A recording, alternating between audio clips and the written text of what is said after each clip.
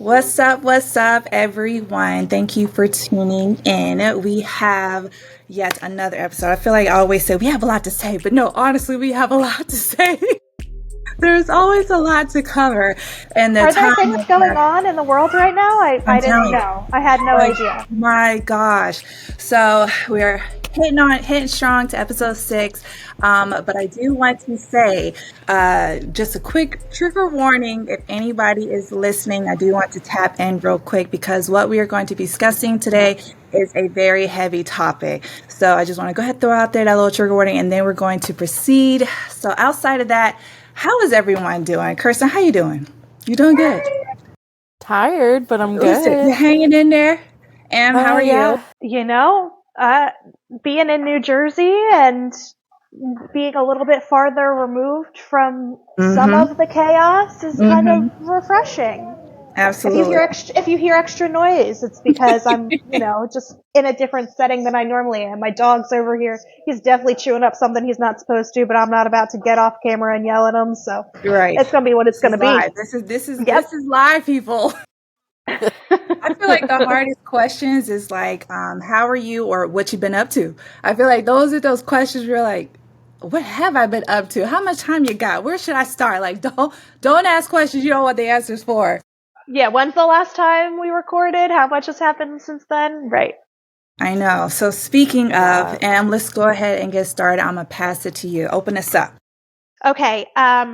So like Erica said, a lot of content warnings to today's episode. Lots of things happening in the world, all of them each horrible and triggering in their own way. I want to start out the jump acknowledging the Supreme Court ruling that came out. We are recording on Wednesday. It came out just this morning. The Scrimeti case, which is the transgender healthcare ban from Tennessee.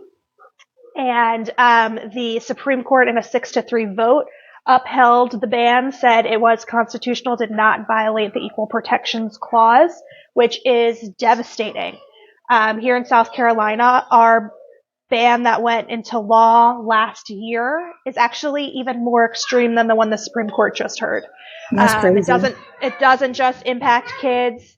It also impacts adults and adults people on Medicaid and public health insurance plans and all extra pieces. So that doesn't mean that our fight is over and we're going to continue to keep going for justice. We filed in South Carolina, the ACLU of South Carolina filed a case in the federal courts to challenge the law, but it was on hold pending this decision. So now that this decision has come through, we hope to see that continue. But just wanted to start off the jump and just acknowledge the pain that folks are feeling. We know how frustrating this Supreme Court has been and continues to be. Exactly. Clock it. Continues. Yes. And, honestly, I wasn't expecting a court decision today. Normally they keep their most controversial decisions for the end of their sessions, and there are still 2 more weeks of decisions after this. So I was unprepared for a 10 o'clock decision on this one today. But we keep fighting, we move forward, and it is what it is. But that allows me to segue kind of really sadly easily into the other news out of our state and our General Assembly this week, because the man who started the Freedom Caucus, who are the reasons that we have this gender affirming healthcare ban to begin with, RJ May, the representative out of Lexington, House District 88, he was indicted on 10 counts of content trigger, all the things warning of, there's like a more legal term for it, but right. I'm not a lawyer. I'm not going to pretend to be a lawyer, but like child pornography, and crimes against children that relate to sex. And so these are 10 charges. Again, we use that word allegedly when Erica was talking about city council. I feel like that's going to come up a lot. But so I wanted to hear from you all, like, what did you know about the situation beforehand? What do you know now? Like, what questions do you have? Not that I have the answers, but since I'm more in touch with the state legislature, maybe I can shine some light on some things. So throw your questions at me about that one. Carissa, do you want to talk? I feel like I've been talking a lot. I don't know. I've probably a lot of questions, but I didn't know anything about this before, all of this broke. I don't pay a ton of attention to state legislators unless it's here in my area. So I didn't really even know. And then I read I don't know, was it the indictment or what was the really horrific one that shared just I don't know if it wasn't even all of the horrific videos that had been sent, but it was just some of them, and that was horrific enough in and of itself. It's just horrifying that there's people out there that want to view this, because it's just this is disgusting. I think it's interesting because we all have 24 hours of the day. We all have, but it just amazes me what people choose to do with their 24 hours, because one is not like the other. Okay. It's just mind blowing. And then I feel like that we're all aware that these things, happen, but it's just the craziness of who is being involved in this is just mind blowing. Because when I think of what someone messing with child, it's I picture just not an elected official. Okay, I don't just start from there, and so the fact that this is an elected real. official from the Freedom Caucus, the family values, oh, I didn't realize those were family values. What? Not my family. Right. This crazy. Yeah, no, I'm with you. Didn't need to read the court documents, but I did. Yeah. Oh, you did? Okay. Oh, all 22 pages. I read it too. What? Easily the most disturbing 22 pages I've ever read in my entire life. I think the article in the state newspaper did a really good job summarizing it. I could have just left it at the summary from the state, but I took it upon myself to read all 22 pages. And oh my word, like you said, we know that there are bad people out there, and we know that the dark web can be a super scary and gross place. You don't ever expect it to be somebody you have any sort of connection with. I don't associate with RJ May. He and I do not have anything in common, but you hold him to a higher standard. I'm this is it's an embarrassment on our state. It's an it's disgusting. I'm ashamed, and I just want to know how these legislators who work alongside of him feel, because they actually know him and have spent time with him, and did you have any inclination? Yes, no, got some questions about that. Right. And if I was him, I would start pointing them out if there's other people. Because who you been distributing it to, sir? Point them out. Go on. Yeah, it's not just that he was in possession of them, right? It was that he was distributing these videos. And call them out. And when we say minors, y'all, not just any minor is horrendous, but we're not talking 16-year-olds. Right. We're talking... We're not talking a consenting, No, we're not talking about anyone who even they don't even know the concept. I was about to say, they may not even know their body parts yet. And these are the victims of this crime. And I am just truly, utterly disgusted, speechless. Each of the 10 counts has a minimum of 5 years in prison, a maximum of 20. So we'll let that process play out. But thankfully, the judge who first heard his arraignment denied him bail. They were no, sir, you are a threat to your community. You have children that are the age of the kids in these videos. And I don't trust that you're not going to run away to some country, and we're not going to be able to get you back from there. kudos to that first judge. We'll let that legal process play out, but like, yikes. Yeah, good first step at least. Yeah. So, speaking of state legislators and all of that, and how lucrative of a job it is, people think maybe it's more important than it is. I don't know what people think, but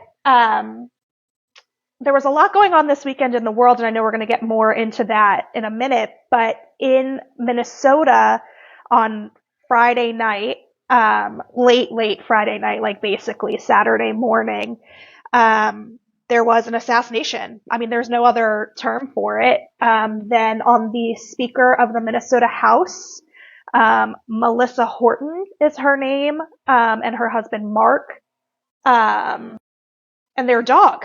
Yeah. I didn't know it was a dog. Really sad. What the Yeah. hell?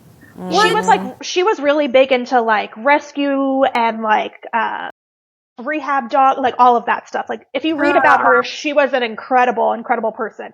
But so y'all look this up because it's crazy. We were talking about it in our text chain. I mean, this guy showed up at the door dressed like a police officer, but with this like fake rubber mask. This like fake rubber mask face thing on. And he knocked on the door and identified himself as a police officer. She let him in, and she and her husband and her dog were all assassinated. They have 2 kids. The 2 kids have put out a statement just thanking everybody for their love and support. Terrible. And additionally, in that same, I don't know, moment of chaos, he also went after one of the state senators and his wife. And from my understanding, they took multiple bullets, and they both have miraculously gone through surgery and are in recovery and are expected to survive. But like 7, 8, 9 bullets that they took on, like, I'm like, this is really messed up. And then this guy like disappeared for 2 days. Well, I heard that, let me just add a tidbit before you go off or continue. I heard that he attempted to go and assassinate some other elected officials, and for whatever reason, it didn't work out. Yeah, so that's how these people, but it was like there was people before the people. Yeah, he went to like 1 or 2 other houses, and I guess people didn't answer the door. Right. I mean, it was the middle of the night. Maybe they were sleeping. Like, come on. But so, yeah, he had like a whole manifesto of people he was going after, including U.S. representatives, U.S. senators, Planned Parenthood locations. So, I mean, and there's already like a ton of speculation about this guy. There's video of him in like this uber conservative church, saying, you know, all of the buzzwords and trigger words that you would expect, somebody in those settings to say. But I mean, I add it wasn't also a trans. Correct. Was it an immigrant? Not a drag queen, not an immigrant. I'm just saying. Correct. Just want to throw that out there. But so for 2 days, I mean, I was like, what do you mean you can't find him? I don't understand. I found him super close. Like, I kept thinking, I'm like, dude is out of state. Like, it's yeah, you did. You said he's gone. No, I was like, he's never coming back. County, and I'm like, yeah. I was like, you're never going to find him. He was found in a cornfield. But they also found his wife in the in-between. And when they found his wife, she had a car full of guns and money and passports. So, like, what did she know and when did she know it? Because you got passports and money. Where are you going? Mm-hmm. But so... Yeah, but your spouse knows if you're planning some weird stuff like that. You would think, wouldn't you? You would think. I mean, granted, like, there's spousal immunity. She doesn't have to testify against him, but, like, maybe to save her own butt, she should. I feel like... Allegedly. Yeah, allegedly. I got all the legal stuff. Justin were planning something like that, I would know. But, yeah, I mean, the whole thing was just so wild and unexpected. Like, when I saw that headline, I think, Kirsten, you put it in the chat first. I was like, wait a minute, what? Like, what are you talking about when assassinate? And, like, we had just seen Tim Walz, and he was talking about how happy people are to live in Minnesota. And right behind Hawaii. right behind Hawaii. And how, you know, there's barely a Democratic majority in their state legislature by 1 seat. And so part of me, conspiracy theory is like, well, is this guy trying to like break? That's just where my mind automatically goes. I don't know. I'm a psycho like that. No, I mean, I think that's a very valid place to go, because if you're an extremist, you want more extremists in power, so, and you want that majority, so. Yeah, it's been horrendous. And like my thing that I wanted to bring to y'all on the topic is like, what message does this send? Like in 2025, we are at this point politically that like, I can't even say people are disagreeing. Like, I don't know that these people even really knew each other. I wouldn't say it was a disagreement, but like some person's personally held beliefs are so strong and in conflict with somebody else that he's like, this is the appropriate step to take, to go in the middle of the night in this disguise and not just murder her husband. Like, he had nothing to do with it. And neither did the dog. I'm just saying. Neither did the dog. But as somebody who lives a pretty public life doing the things that I do, like, my husband didn't sign up for that. It makes me feel some kind of way as like, how are we supposed to recruit people to run for office? And it's already hard enough. And then you're going to be like, oh yeah, once you're elected, people might try to assassinate you. Like, I don't even know like how to like make that conversation like that's a legitimate thing now. Like, I don't want to say that it's not. I don't want to diminish that. So I don't know. What are y'all thinking about it? I think people are trying to force this norm on us, and it didn't start until I want to say Trump, but Trump and his minions. So I can't even solely say it's Trump. No, it's the people who are supporting that this is okay. And as I'm watching, this just unfold, it's like it's a political decision. This ain't nothing else. Like, don't try to water it down. Don't try to sell me the dream. This is something dealing with that this person was specifically a Democrat and had an opinion that did not align with the assassin. But regardless, people, this is don't force this to be the reaction no, we can all agree to disagree, but this is extreme, and we got to say what it is, and that way we can accordingly like address it and fix it. But no, everyone's trying to make this narrative that this is how America. No, this is not America. Like, this is wild. Like, no, I don't want to like be in this timeline where like this stuff is like live. Like, it's more things you can't do than you can actually do. Like, it's just crazy. The simplicity of just jogging, the simplicity of going to a grocery store, the simplicity of going to a church. Like, this is crazy. Like, I can't be the only one. I can't be the only one that feels that this is wrong. And not only is it wrong, but chooses to do something with it. Like, it takes a village. We all have to be proactive in these moments and stop like trying to make it normalized. Like, no. And I think, what really gets me is like, you look at how extremist and violent like the right wing has become, because you don't see Democrats going after Republicans like this. I mean, I can tell you so many, Nancy Pelosi's situation, her husband getting attacked, the plot to assassinate and kidnap Gretchen Whitmer. I had a bunch more in my head that now I can't think of, but it's like... But that's one too many right there. Right. These Democratic... because I'm like, I hate Donald Trump. Hate him. But I have never for a second been like, you know what? Let me end this man's life. No. That part. I've never felt that I have disliked somebody so much, either in my personal life, my political life. My political life, I'm like, I sit in a pretty high place of privilege. I hold a lot of progressive views because I just care about people.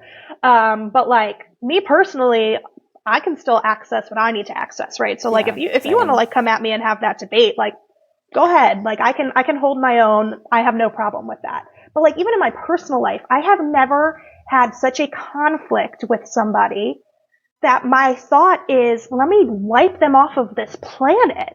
Like, how psycho do you have to be allegedly to have done these things? Right. And it's like, people are saying, right now, like, oh, the Democrats need to fight harder, they need to fight dirtier, they need to do all this. I agree to an extent. Like, yes, we are playing it very, very safe on a lot of things right now. But then I also see how far the other side is taking it and realizing that it's resulting in people's death. Yeah. And I'm like, okay, but we don't need to go that far.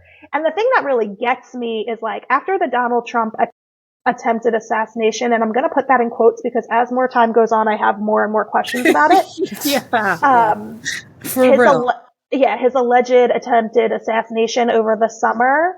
The first thing I saw was Josh Shapiro, governor of Pennsylvania, Democrat, saying no room for political violence in my state. I saw Joe Biden say no room for political violence in our country. I saw Democrats at every level of government condemning an attempted assassination.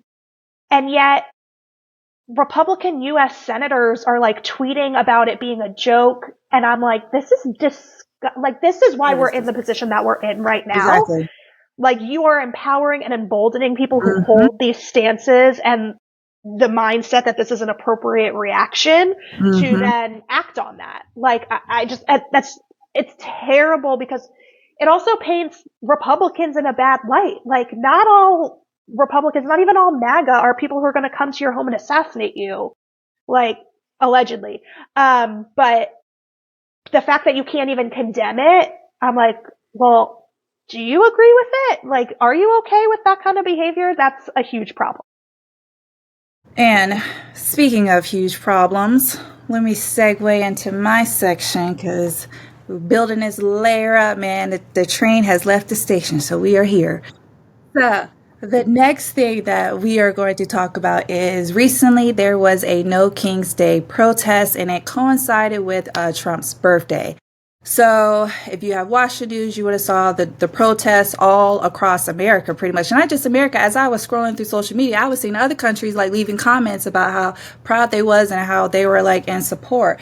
But it's the layers of this story that is the conversation, is the fact that it landed on Trump's birthday, but it was him having the army, do a parade walk. Yeah, because it was also the 250th birthday of the Army, and it was also Flag Day. So he was, like, trying.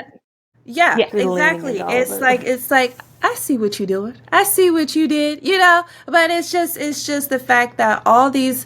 It's just he's pulling resources. It's like this costs a lot of money to put this on, and then not only that, it's like, well, if you're paying for this, you have to be pulling from something else, and that's what resources are you dipping from to support this little birthday shenanigan and things like that. And I am all, and let me throw that out there, I am all for supporting the military. My opinion about this is the timing of the action, and because of that, it's like we got a lot going on. We arguing about groceries. How you got this parade? Where you pulling the money from, sir?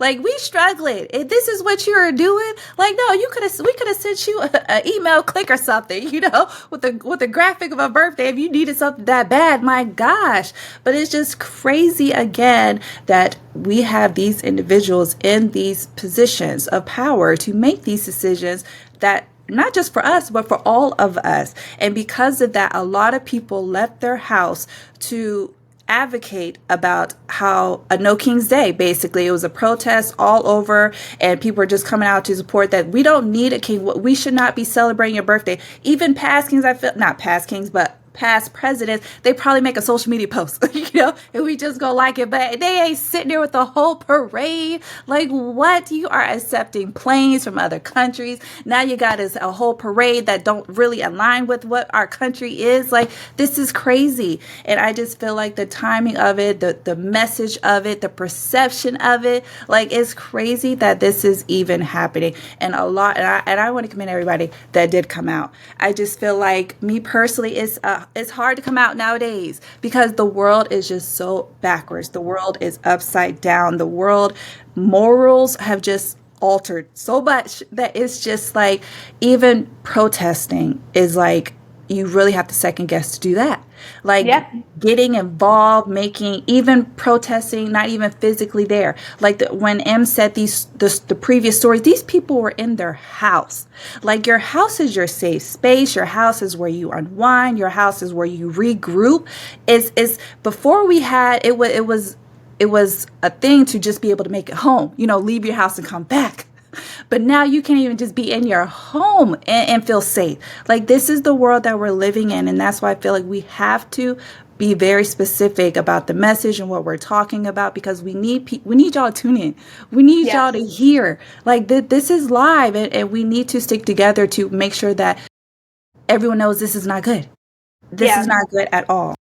Yeah. And, to that point, Minnesota called off all of their No King's Day rallies because this man was still on the loose. And to Kirsten's point, I didn't think he was going to be in the same area. I thought he was going to be anywhere else. So they were like, for the safety of everybody, we're not going to do any events in Minnesota. And wouldn't you know, 80,000 people still showed up in the state of Minnesota. And that to me shows so much courage, but also the true American spirit.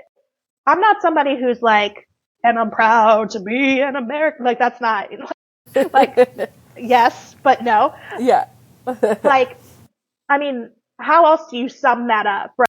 Of like, there are some moments in American history, right? Like, when George Bush threw out the first pitch after 9/11 at the Yankees game in the World Series. Like, there are things that just capture the American spirit and are things that people need to hold on to believe that they're still good in the world. And 80,000 people showing up in Minnesota, despite the fact that there was an assassin still on the loose, was one of those things for me. But I also, something you said, Erica, about like, I used to be a huge protester. That was like my act of civil disobedience. That was I organized that. That was my way of getting involved. And it's just not anymore for so many reasons. But I want to applaud everybody who came out for the first time. We know there were people who came out on walkers. Like they were like, this is my patriotic duty to my country right now. And we saw that. And I want to challenge everybody who's listening who went to a protest to now say, and now what? Because it was not just one No King's Day. It is No Kings every day until that man is out of office. Absolutely. So what are you doing each and every day from here on out to bring that same energy? Are you writing a letter to the editor in your local newspaper about an issue that's important? Are you showing up to your school board meetings? Are you finding people to fill vacancies on your boards and commissions? Are you voting in every single election? I was just about to say, are y'all registered to vote? Like, can we start there? Are you voting on town council, on county council, are you school board? Like, are you going all the way down your ballot each and every time you have the opportunity to vote? That's the energy that I really want to see. It's great that millions of people showed up on Saturday across our country, but like now I need millions of people to keep going in the right direction. Yeah, what I really loved, the Greenville County Democratic Party was out at our No King's Day, like, talking to people in the crowd and being like, hey, want to sign up for our volunteer list, our mailing list, like, making those connections so that, okay, let's not let this end here, because it definitely was such a silver lining to see how many people showed up at all of these protests. It was really cool, even on, like, the Rachel Maddow show last night, I think, they featured like Greenville, South Carolina, and showed all of the people. I mean, like a modest estimate is that there was about 5,000 people there in Greenville, South Carolina. That is insane, but so wonderful. And like even in other areas, like one of my friends in Michigan lives in a very mega area, and she was like, yeah, there's a No King's Day protest here in our city. And I was like, really? I'm like, I expect that to have one in Detroit, but not in that like smaller city. So it was really heartening to see. But yeah, I definitely agree that it's like, what do we do with that? I'm wondering how many people how many people in those crowds was actually like registered to vote.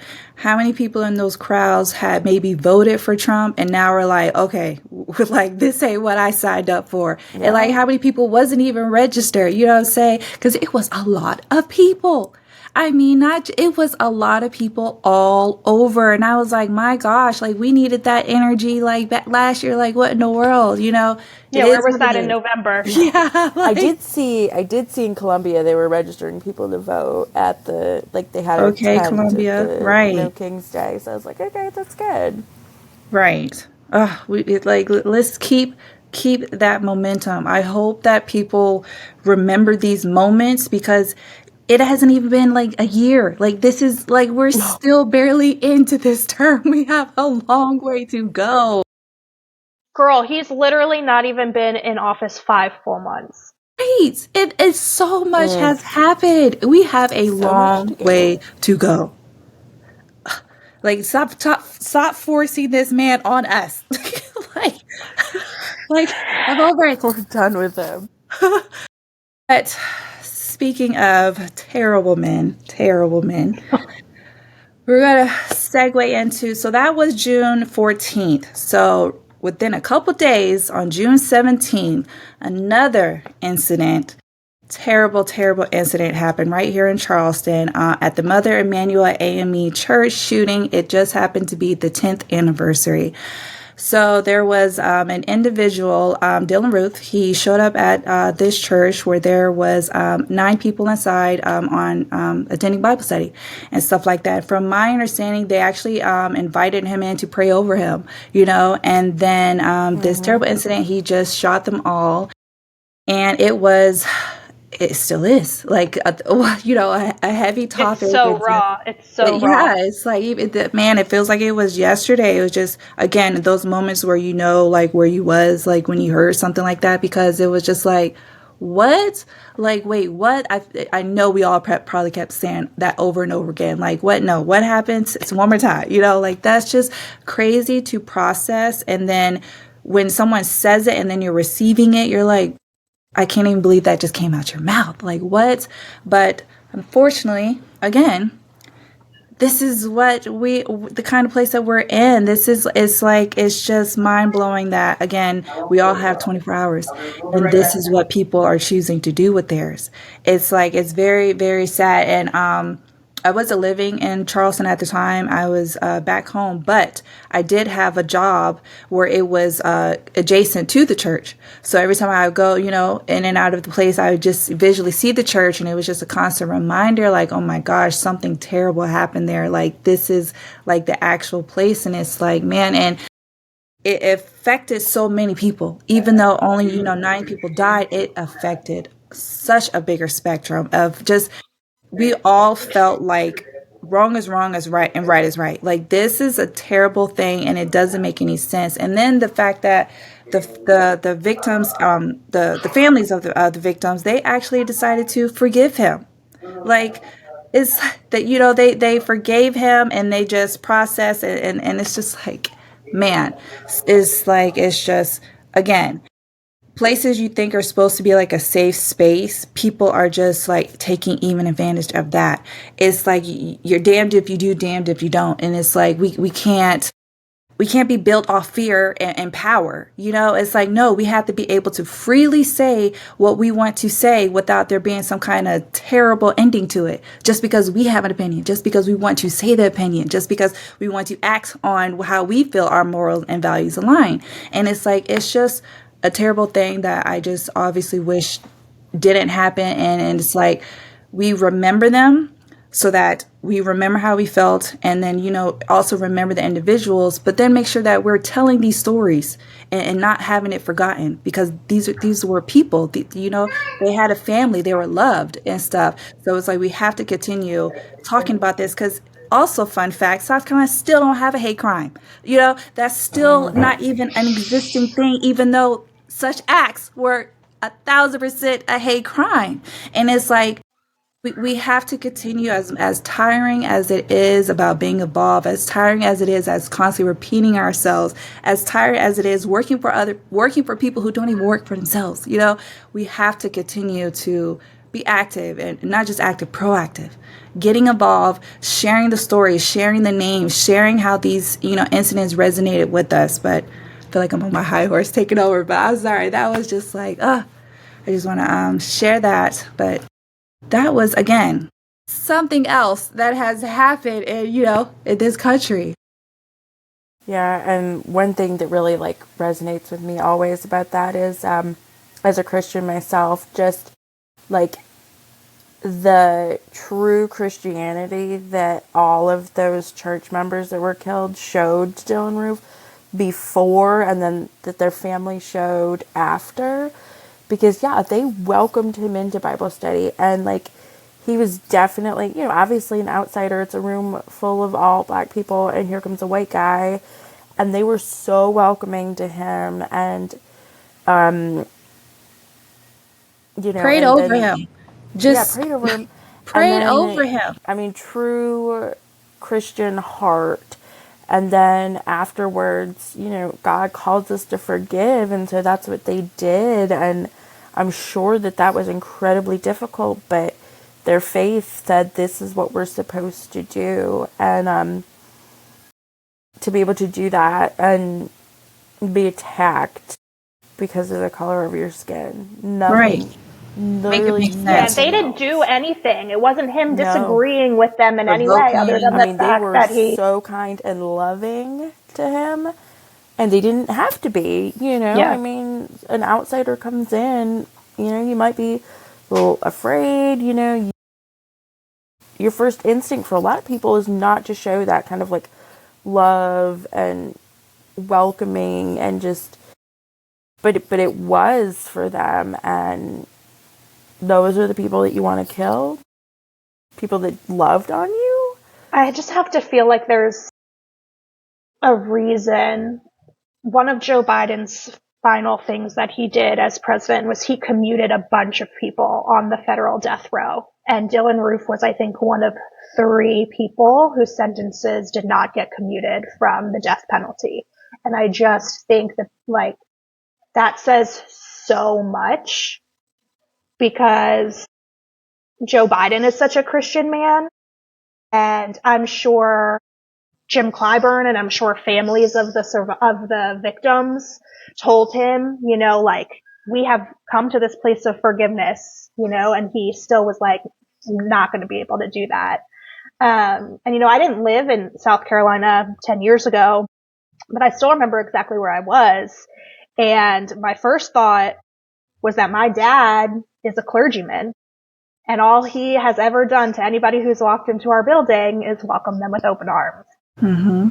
And so it was just like, oh, how is this where we're at? How is this where we're at that people are just walking into places that they have no business being in, being welcomed even though they have no business being welcomed.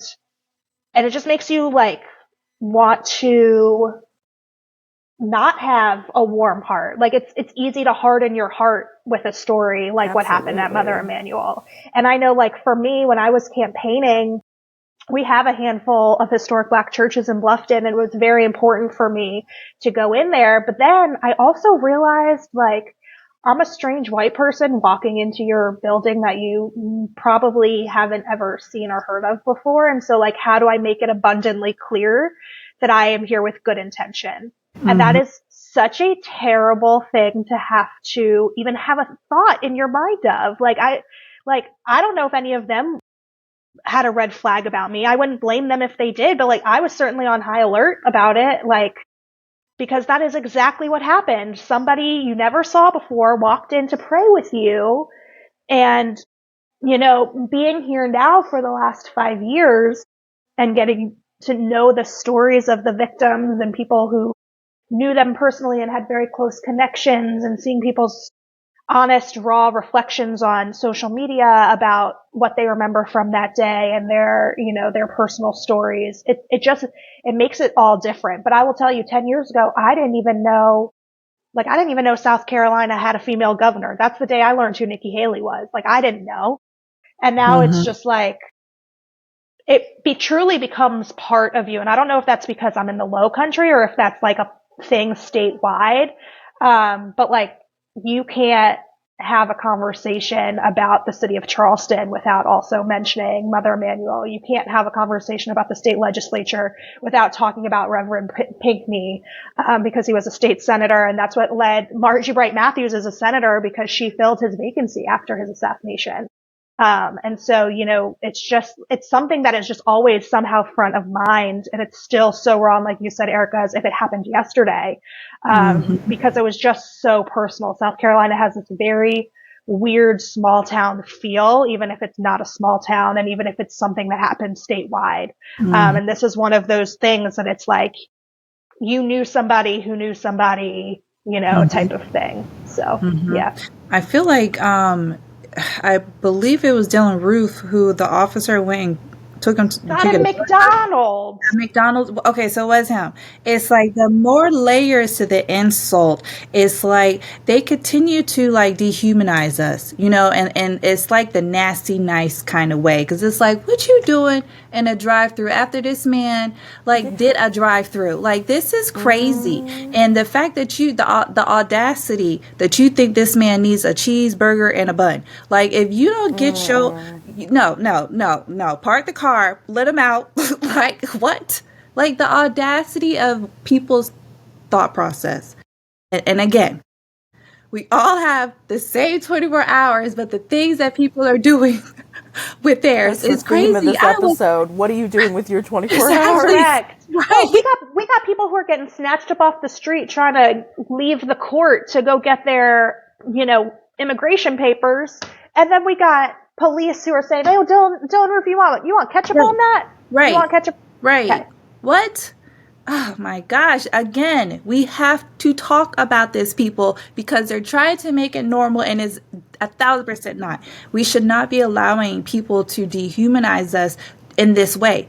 And it's belittling, and it's insulting, and it's like, no, again, this is not going to be the America that we are going to be in. Like, stop it and stuff. But all right, Miss Kirsten, your turn.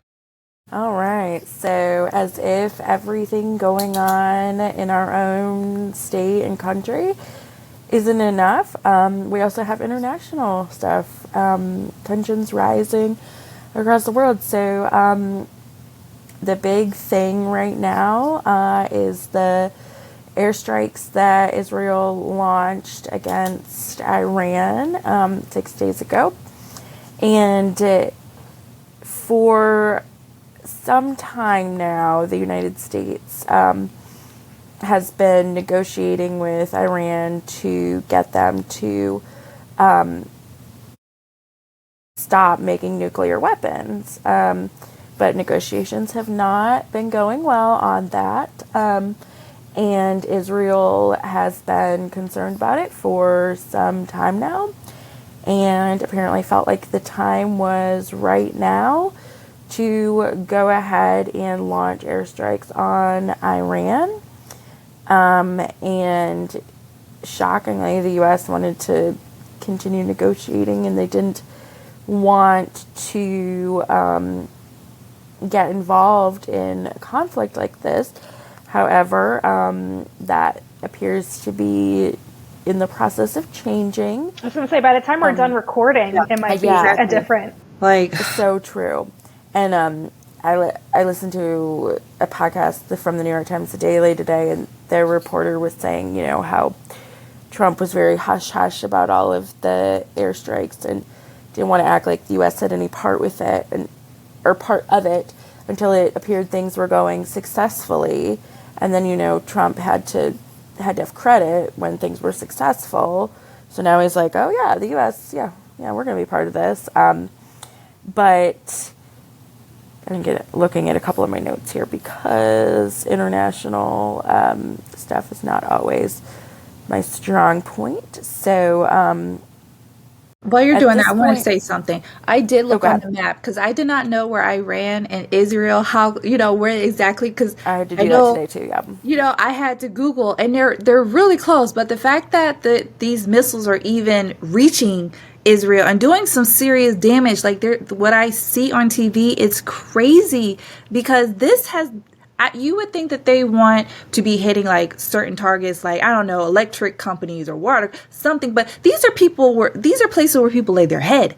Like, this is crazy that like these are civilians, and I'm like, what type of war is this? And then only that, here we go, America want to get involved. Like, we got stuff we need to take care of in house. If you don't let these people handle their own business. Well, that's what I want to say about Israel is like they don't have enough going on right now that they were just that like, was my thought. Like, okay, let's just go ahead and get involved in this too, because why not?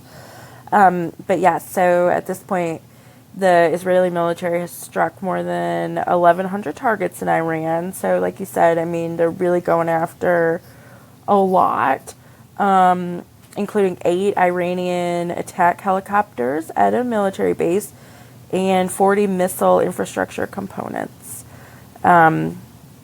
So, yeah, so far, all the U.S. administration is saying is that they're considering options. At one point, when Trump was asked, he said that his favorite line, "I have some ideas." Let's hope you do. He does say that. I don't trust his team at all. I don't trust his ideas. Yeah. So, and of course, Iran is responding to the threats from the United States, as you would expect them to. They're saying that they're not going to negotiate under military threat, and that they will retaliate if attacked. Which we gotta stay out this one. Which is a concerning thought for sure, because the U.S. has several military bases in that region. Exactly. That are very close, and so it's definitely something to be looking at and see where this is going to go.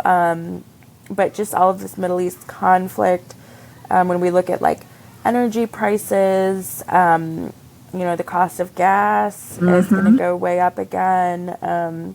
Israel's huge on technology and like medication advancements too. So yeah. And I think it was Iran that has a lot of oil. They're charging like billions for the gallons now because of this war. I have a lot of thoughts that I haven't fully articulated in any way, shape, or form yet. And I think I have gotten complaints from both my Jewish friends and my non-Jewish friends about the lack of public comment I have made on Israel.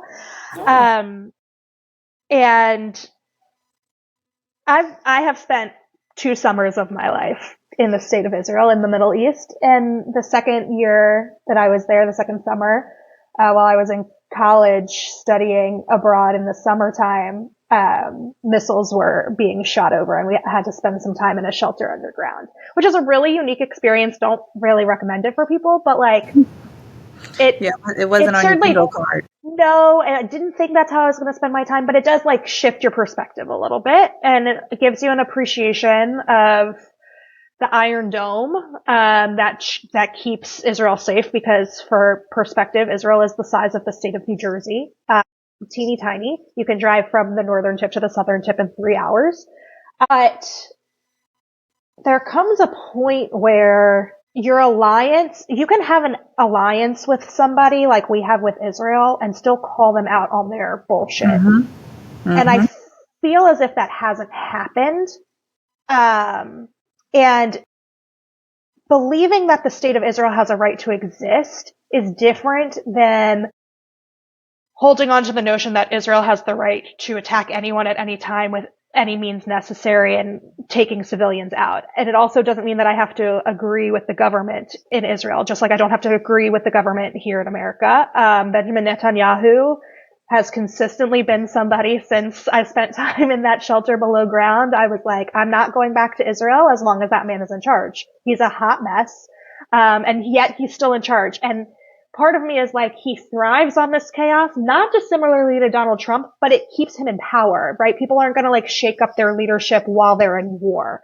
No matter how many votes of non-confidence he's gotten from his country. But I mean, like, you can have an alliance and still call out on your bullshit.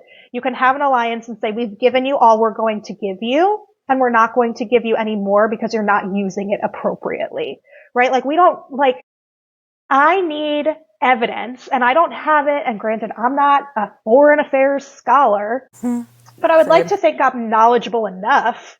I need to see evidence that you are genuinely trying in good faith to only attack what needs to be attacked to achieve your goal. Like, this civilian shit, this, like, I'm blowing up a hospital and babies are dying, like, that's not okay. And it's not America's job to save everybody else when we can't even save ourselves. And I get the whole humanitarian crisis. Like, I would love for more aid to be going into Gaza. I would like all of it. All of this to me is all wrapped up in one issue. But there's so many layers to it, and people have a very difficult time discussing it in a non-emotional way, which is why I haven't even attempted until now to do so, because there are people in my life who feel very strongly on both sides of this issue. That it's just like, nothing I'm going to say is going to change either of your minds. So I'm just not even going to talk about it. But I do feel like I have a unique perspective on the issue, that it's almost like embarrassing as a Jewish American, like when Israel makes the headlines for like blowing up another hospital or killing another 500 civilians or whatever. Like, I want to be like, had nothing to do with that. Don't agree with it. Don't come for me. So that's not really like a policy stance. It's just my general thoughts, feelings, and rantings. So thanks for letting me get that off my chest, because I hadn't done that before. I'm glad you were able to, because it is, it is a complicated issue, and as a Christian, it comes with complicated feelings for me, so I get it. And Justin and I have debates about it all the time. So. No, I literally don't talk to anybody about it. Yeah, I try not to very much, but when you're married, I looked up on the map. Israel is tiny compared to Iran. So the fact that Israel is even like acting like it's a 7.2 person, like, this is crazy. I'm like, no, man, they have the strongest military in the world, because if they didn't, they would not exist as a country. Like, I believe it. And I was just like, man, that place is tiny compared to, Iran. But my gosh, Israel and it's also, whether the United States will come out publicly and say anything right now, at the very least, they're getting intelligence collaboration from the United States. So even if it's not a huge military presence, they're getting something for this conflict from the United States. Can I just say too, and then I'm going to leave this alone, and I will let y'all carry it. But this just isn't sitting right in my heart, because I know Lindsey Graham specifically. These Republicans want to come out and be like so pro-Israel and like Israel or bust, right? But then I'm like, but what are you doing for Jewish Americans in your own country that you represent? Like, Lindsey Graham, what have you done for me as a Jewish constituent of yours? But yet you're going to get on your high horse and be like, Israel or die. Like, how's that supposed to make me feel? Like, you're not doing anything to help me, but that is just one of my many frustrations with this whole thing. And they actually stand behind the people who are harming the Jewish community. Yeah. But you're like, Israel or bust, and I'm like, again, that hypocritical component. It doesn't add up for me. Like Freedom Caucus and distributing child pornography, like so many hypocrites, really man. Match, but yeah, I'm with you. One is not like the other. It's the same. And and like you said, it makes you feel terrible. But I mean, Lindsey Graham makes all of us feel terrible in so many ways. So, here's to a strong Senate campaigns ramping up. So it's exciting. So one more piece of international stuff going on. Trump and his travel bans. He loves these, has strong feelings about it. So a memo has been released showing that oh my gosh, I lost my train of thought. That the State Department has identified 36 countries of concern that could have either full or partial suspension of entry to the United States if they don't meet certain criteria, or what they're calling benchmarks and regulations. So among the concerns that the State Department has said are, for amongst these 36 countries, is that they have a lack of competent or cooperative government, raised was the lack of a competent or cooperative government by some of the countries mentioned to produce reliable identity documents. Another was questionable security of each country's passport. And then also the cooperation of some of these countries to facilitate the removal of its nationals from the United States, who were ordered to be removed. So the vast majority of these 36 countries are in Africa. However, there are a list of the countries. Here we go. So, like I said, the vast majority are in Africa, like Ghana, the Democratic Republic of Congo, Nigeria, obviously plenty more, South Sudan, but then you also have Egypt on there. This was an interesting one to me. St. Kitts and St. Lucia. That's the Bahamas. He trying to can't go to the islands, and everybody go to the islands. So, like, stop it. That's everybody's quick weekend trip. Yeah. And so, like, this is expanding a ban that already went into effect earlier this month, and that was, there were 12 countries in that ban. So, like, Afghanistan, Chad, Haiti, like, Cuba was on there. You got any majority white countries on that Exactly. list? Nope. No. Can't find a name. Yeah. And he doesn't own any property in any of those countries either. No, because God forbid, And, all of this is amongst declining tourism to the United States. Also, another thing that I read about today that I thought was really interesting was medical residents from other countries that may not be permitted to come into the United States. That's going to affect our country big time because about 1 in 5 medical residents comes from another country. So if you're not letting people in, then our physician shortage is only going to continue to get worse. So it's like Trump has always wanted to, build the wall, and now he's working on building the wall around all borders. And so it's just, again, and it goes back to, when you're talking about the Minnesota assassinations, it's like creating this fear of other people that they are the problem. So don't look at us, because obviously these people are a problem, because we're not going to let them in because they're a problem. And it's like, and we can outsource our people to other countries. We can put them on airplanes and send them to El Salvador or was it Ethiopia? It was an African country. Like, I'm like, so we can just send people away from us, but other, like, that's not a two-way street. No. Yeah. And then he choose, man. Trump picks and chooses, because I know he just let some South Africans in here. Like, but yeah, here we go. We can't go to Egypt. White South African.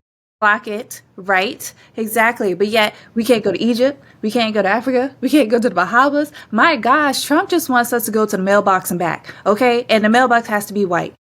Like that's it. He is picking and choosing like where we can go. And this affects us because I actually was planning a trip to Egypt, and then I saw this article. That's why I wanted to talk about it and stuff, because I'm like, what in the world? I feel like if he keeps banning these people from, they're going to ban us.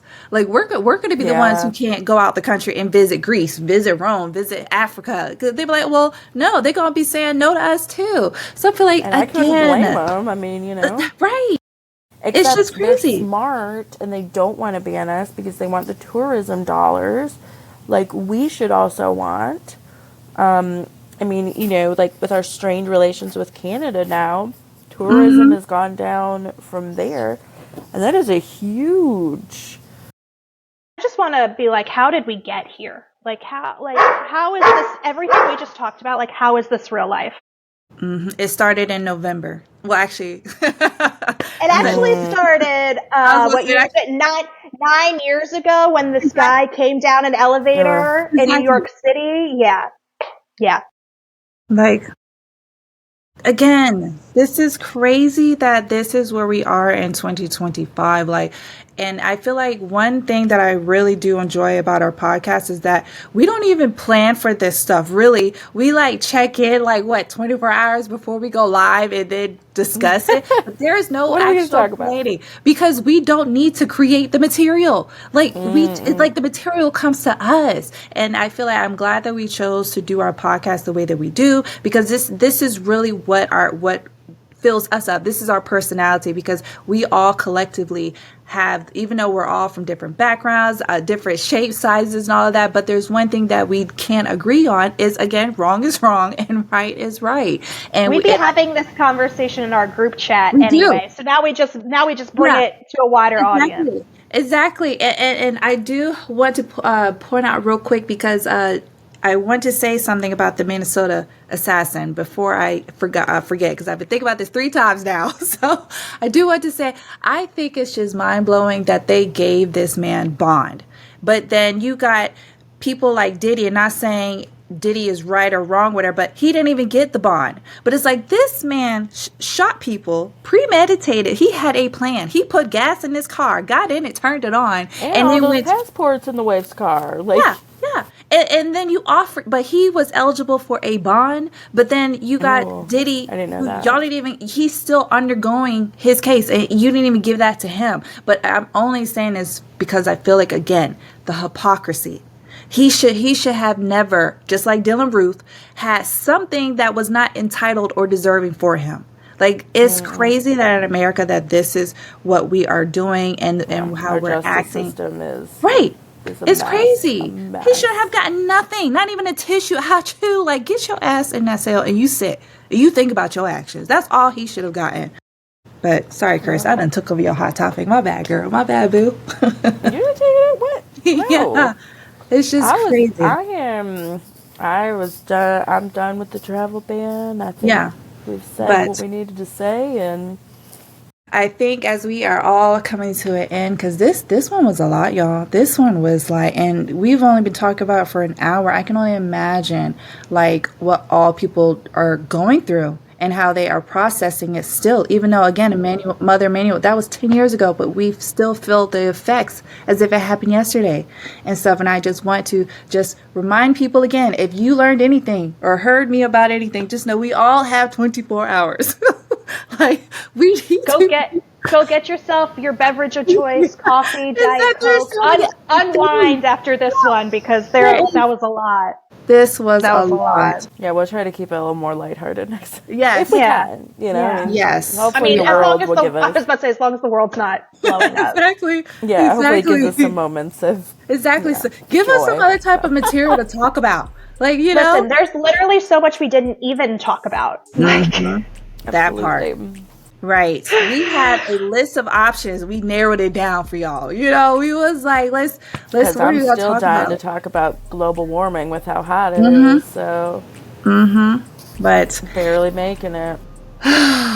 thank you guys. If you have lasted this time all the way up until the end of this episode, we really appreciate you. Listen, we really appreciate you. Like, oh my gosh. But nonetheless, thank you guys again for tuning in. Until next time, see ya. Bye.